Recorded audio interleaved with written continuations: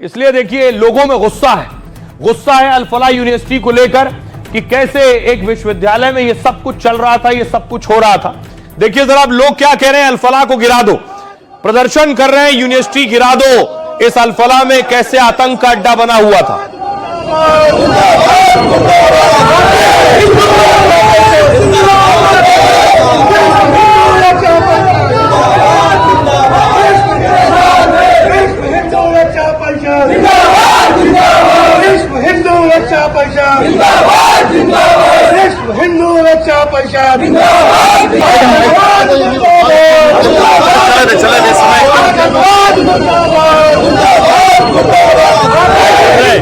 ये जो हिंदू संगठन प्रदर्शन कर रहे हैं, इनके बैनर में लिखा अल फलाह विश्वविद्यालय पर बुलडोजर चलाने की मांग कर रहे हैं उस पर।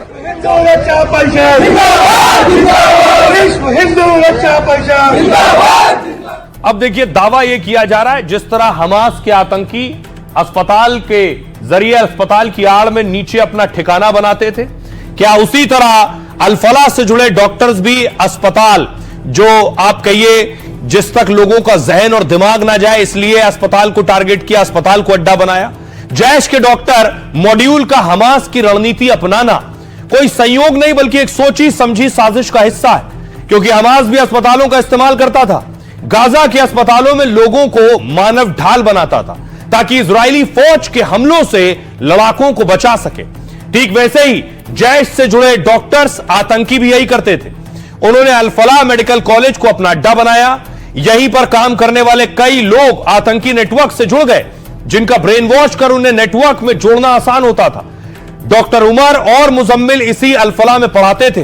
वो अल फलाह की लैब से सोचिए रासायनिक केमिकल चुरा कर ले जाते थे, जिसे अमोनियम नाइट्रेट में मिलाकर बम बनाया जाता था।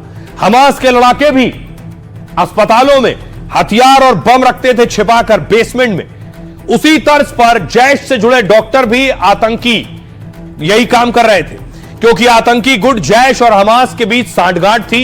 5 फरवरी को पीओके में हमास और जैश लश्कर का जलसा हुआ था। आतंकी कमांडरों ने भारत को तोड़ने का मंसूबा जाहिर किया था तब। इसके बाद जैश ने हमास की आतंकी किताब पढ़कर उसे लागू किया है। क्या यही तैयारी थी, यही कोशिश थी? लेकिन अल फलाह पर कार्रवाई हो रही है, तो सुनिए जरा मुस्लिम धर्मगुरु क्या कुछ कह रहे हैं, मदनी और विनोद बंसल क्या कह रहे हैं। लंदन के अंदर मेयर बन सकता है एक खान, हिंदुस्तान के अंदर किसी मुस्लिम यूनिवर्सिटी का कोई आदमी वाइस चांसलर नहीं बन सकता। और अगर बनेगा तो आजम खां की तरह जेल के अंदर जाएगा, इकबाल की तरह औलाद जेल में डाल दी जाएगी। आज देख लीजिए अल फलाह का क्या हो रहा है, जेल में पड़ा हुआ है और कितने साल जेल के अंदर गुजरते हैं नहीं जानता कोई आदमी। अरे मौलाना कुछ तो सब्र करो, कुछ तो शर्म करो। कम से कम जिस देश में रहते हैं, जिस थाली में खाते हैं उसमें छेद करना बंद करो। आपके ऐसे स्टेटमेंट जो है न सिर्फ भारत बल्कि इस्लाम के लिए भी बड़े बेहद घातक हो सकते हैं।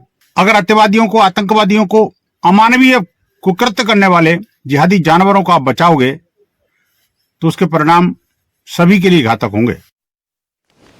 अब देखिए सवाल यह है कि अल फलाह में बहुत से बच्चे पढ़ते हैं, उनके परिवार वाले परेशान हैं, परिवार वाले अल फलाह यूनिवर्सिटी पहुंच रहे हैं। बेशक वहां से कुछ आतंकी निकले, लेकिन हर बच्चा आतंकी नहीं है, ना हर बच्चे का उनसे ताल्लुक है। लेकिन परिवार वाले अपने बच्चों की पढ़ाई लिखाई को लेकर बहुत फिक्रमंद हैं। उन्हें सुनिए जरा क्या कह रहे हैं। हमारे बच्चे इधर पढ़ रहे हैं, एमबीबीएस कर रहे हैं, डॉक्टरी की पढ़ाई कर रहे हैं, तो जो भी लोग, मैं अकेला नहीं, कितने पेरेंट्स 1200-1300 पेरेंट्स बन जाते हैं 4 सालों के। हर बंदा बरी करेगा, एक बार करेगा ही करेगा। हम सरकार से यही बेनती करेंगे कि हमारे बच्चों का भविष्य को मद्देनजर रखते हुए जी सरकार उसको देख के अच्छा हल निकालेगी। कल वो उन्होंने बताया कि एनएमसी के ऑफिशियल आए थे, उन्होंने इंस्पेक्शन की है, दे विल डू सर्टेनली, कुछ ना कुछ जरूर करेंगे।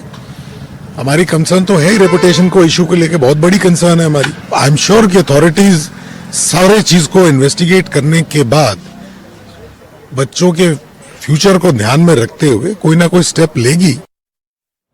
तो जिन बच्चों का इससे कोई ताल्लुक नहीं, उनके मां बाप का फिक्रमंद होना जायज है, वो बेशक परेशान होंगे ही, लेकिन जो इसमें शामिल थे उनके तार कहां कहां से जुड़े हैं के लिए रेड हो रही है। तस्वीर आप देख रहे हैं फरीदाबाद का धौज है। धौज में पुलिस पहुंची है, एक एक दुकान को छान रही है, एक एक दुकान तक जा रही है।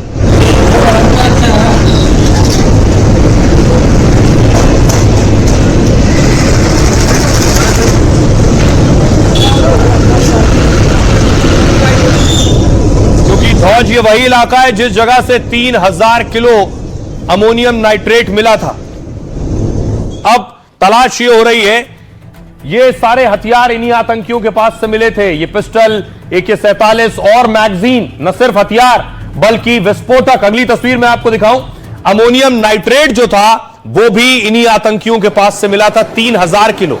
लेकिन ये 3000 किलो अमोनियम नाइट्रेट कहां से लाए, इतना पैसा कहां से आया? आपको बताऊं कि आखिर सबने थोड़ा थोड़ा पैसा जोड़ा, उसके बाद सबको जिम्मेदारी दी गई थी और उस जिम्मेदारी के हिसाब से सबने तैयारी की। देखिए जरा, 5 लाख शाहीन लाई, 2 लाख उमर लाया, इधर देख रहे हैं 5 लाख मुजम्मिल, 6 लाख मुजफ्फर, और उधर आप देख रहे हैं 8 लाख दूसरा शख्स लेकर आया। डॉक्टर आदिल अहमद राथर ने 8 लाख रुपए दिए। सबसे जो कॉर्नर पर देख रहे हैं वो आदिल है, 8 लाख रुपए दिए। मुजफ्फर अहमद राथर ने 6 लाख रुपए दिए, उसके बगल में मुजम्मिल और शाहीन ने 5-5 लाख रुपए दिए।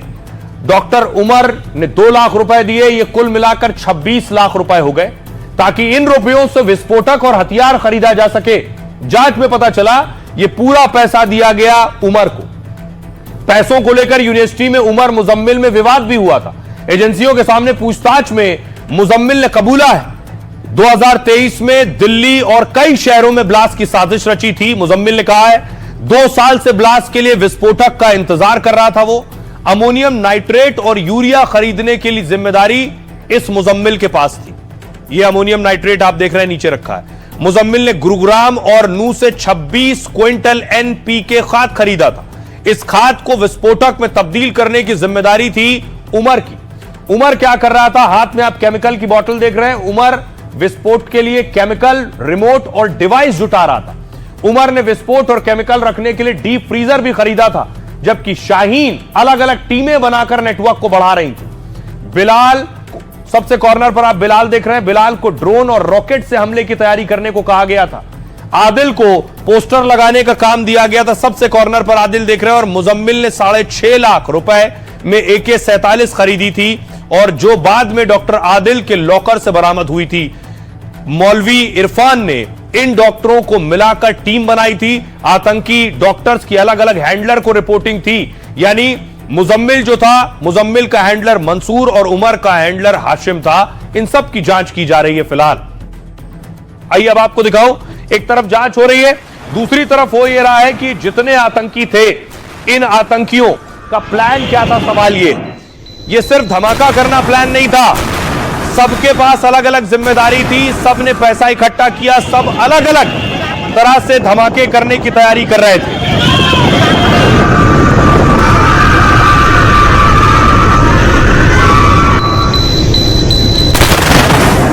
अब देखिए जरा सबके अलग अलग प्लान क्या थे। सब तैयारी की थी। पहली सीरियल ब्लास्ट की तैयारी। डॉक्टर आतंकी दिल्ली में सीरियल ब्लास्ट करना चाहते थे, यानी एक साथ कई धमाके। इसके लिए 2900 किलो विस्फोटक से 200 IED तैयार करने वाले थे। यह हमला 26/11 जैसा होना था, ताकि ज्यादा से ज्यादा नुकसान कर सके। इसके अलावा अगली तैयारी थी सुइसाइड बॉम्बिंग की। डॉक्टरों को फिदायीन बनाकर आत्मघाती हमले करवाने थे। इसके लिए डॉक्टर उमर जैसे ट्रेंड बॉम्बर तैयार किए जा रहे थे। लेकिन लगातार एक्शन से घबराए उमर ने पैनिक ब्लास्ट कर दिया। ड्रोन जैसे हमले किए जाने की भी तैयारी थी। हमास जैसे हमले करता है, हैंडलर के इशारों पर ड्रोन में विस्फोटक फिट करके अटैक करना था। आतंकी बिलाल जैसे टेक्निकल एक्सपर्ट यही काम कर रहे थे। बिलाल की तरह दूसरे सदस्यों को भी ट्रेनिंग देने की तैयारी थी। अगली तैयारी थी 32 कार धमाकों की। आतंकियों की प्लानिंग थी 32 गाड़ियों में बम फिट करेंगे। इसके लिए 32 कारों का काफिला तैयार करना था। IED फिट कर अटैक के लिए 4 कारें खरीदी भी जा चुकी थी। अल-फलाह से मिली डॉक्टरों की डायरी से यह बात पता चली है। अगला था लोन वुल्फ अटैक। इसका मतलब है बिना मदद के अकेले हमला करना। हैंडलर ने इसके लिए भी रिक्रूटमेंट कर रखा था। डॉक्टरों को अकेले ऑपरेट करने की ट्रेनिंग दी गई थी। साथियों के पकड़े जाने पर उमर ने लोन वुल्फ मोड अपनाया। यह बैकअप स्ट्रैटेजी यानी अकेले अटैक से बड़ा प्लान कवर करना था, यह थी इनकी तैयारी। आइए अब आपको सुनवाता हूं, सुनिए जरा। हमारी सहयोगी अनुष्का ग्राउंड जीरो पर पहुंची, जहां पुलिस चेकिंग कर रही है धौज में, जहां से विस्फोटक मिला था। फरीदाबाद पुलिस लगातार सर्च और कॉम्बिंग अभियान जो है चला रही है। ये पूरा मार्केट एरिया अल-फलाह यूनिवर्सिटी से कुछ मीटर आगे है। जिस तरीके से हमने देखा कि मुजम्मिल और उसके साथी जो कि 3.5 साल से अल-फलाह यूनिवर्सिटी में रह रहे थे, उन्होंने कई ऐसे शॉपकीपर्स के साथ दोस्ती की हुई थी, जिसके बाद हमने देखा कि एक शॉप से ग्राइंडिंग मशीन और उसके साथ ही स्टेबलाइजर जो है वो रिकवर किया गया था। आपको तस्वीरें दिखा रहे हैं, हर दुकान पर जाकर जो शॉपकीपर्स है उनसे बातचीत की जा रही है। देखिए जरा, ये साजिश बिना पाकिस्तान के हाथ के नहीं हो सकती, जो कि जैश कर रहा था। पाकिस्तान इसी तरह की साजिश भारत के खिलाफ करता है, यही ड्रोन के जरिए भी। इस तरह के ड्रोन पाकिस्तान सरहद से भारत में दाखिल करवाता है और ड्रोन अंदर आने के बाद हथियार, ड्रग गिराकर वापस लौट जाते हैं।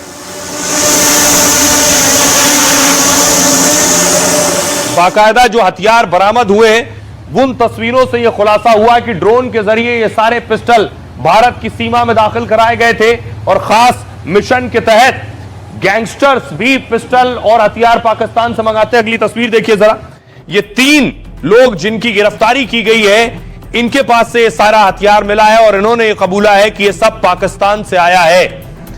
ये आप देख रहे हैं, मनदीप, अजय, दलविंदर, इन सब की गिरफ्तारी हुई है।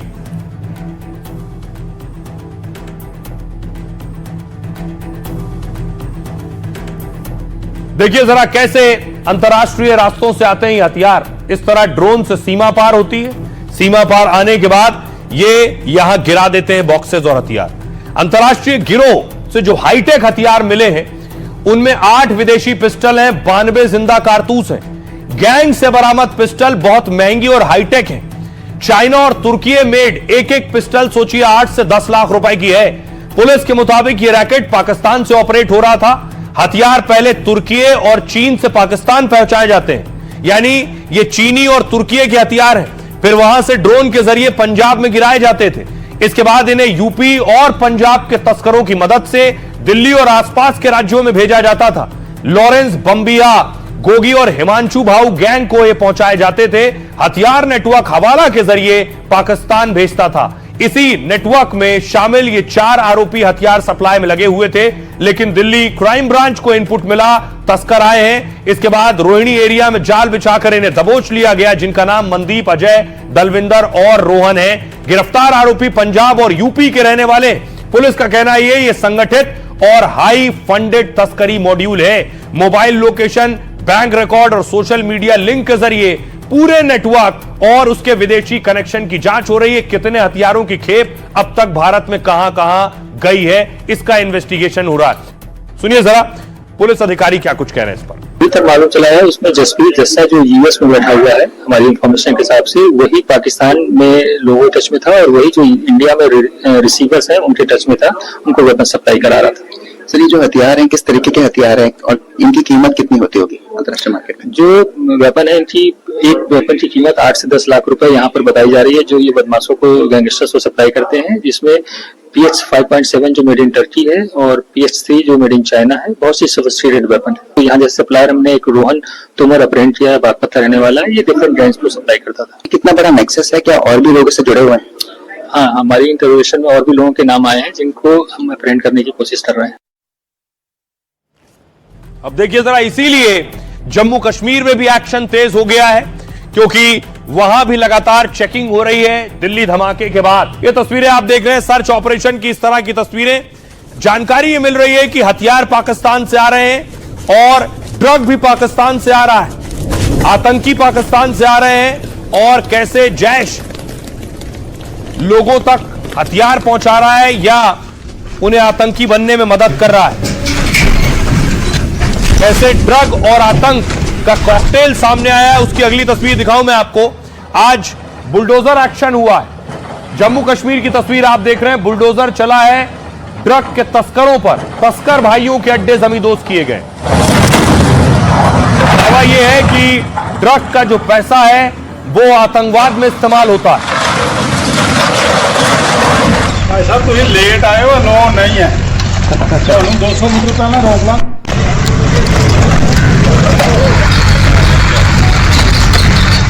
इससे पहले आपको बताऊं, एक और ड्रग तस्कर पर कल भी बुलडोजर चला है। सबसे पहले कार्रवाई हो रही है उन लोगों पर जो आतंक को सपोर्ट करते रहे। जम्मू के सिकंदरपुर की तस्वीर आप देख रहे हैं।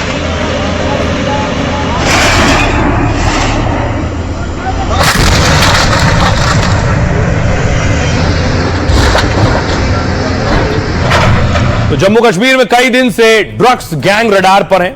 ड्रग्स गैंग के खिलाफ बुलडोजर चल रहा है। लगातार दूसरे दिन आज बुलडोजर कार्रवाई हुई है। जम्मू कश्मीर के बिश्नाह में अवैध निर्माण तोड़ा गया है। दावा यह है कि सरकारी जमीन पर दो भाइयों ने कब्जा किया था। दावा है कब्जाई गई जमीन की कीमत 60 करोड़ रुपए, जबकि कब्जा करने वाले दोनों भाई ड्रग्स तस्करी करते हैं। ऐसे में प्रशासन ने इनके अवैध कब्जे पर बुलडोजर चला दिया है। कई मंजिला इमारत और छोटे छोटे निर्माण तोड़ डाले हैं। इससे पहले कल भी सिकंदरपुर में बुलडोजर चला था। वहां भी ड्रग्स तस्करी करने वालों के मकान तोड़े गए थे।